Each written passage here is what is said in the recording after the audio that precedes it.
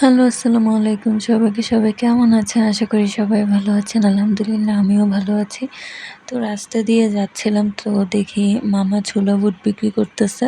তো দেখে আমার খুব বেশি লোভনীয় লাগতেছিল, তাই আমি ভাবলাম যে নিয়ে নিই।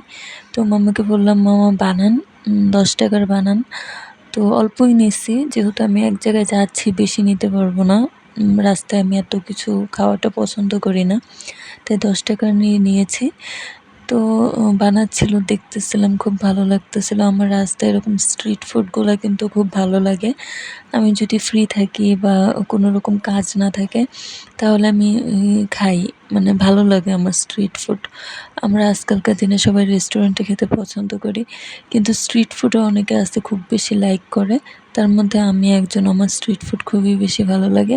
তো ছোলা বুট যেটা, এটা মুড়ি দিয়ে খেতেও ভালো লাগে, আবার এমনি চানাচুর দিয়ে খেতে খুব বেশি ভালো লাগে। তো এখানে এসে অনেক কিছুই দিচ্ছে দেখলাম।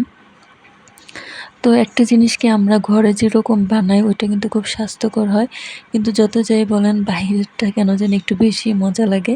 তো মামার যে বুটটা আমি খাইছি, মানে আমার কাছে এত মজা লাগছে, মানে খুবই মজা লাগছে। আমি এর আগেও আরও খাইছি, কিন্তু এটা একদম অন্যরকম মজা আমার কাছে লাগছে, খুব বেশি মজা লাগছে।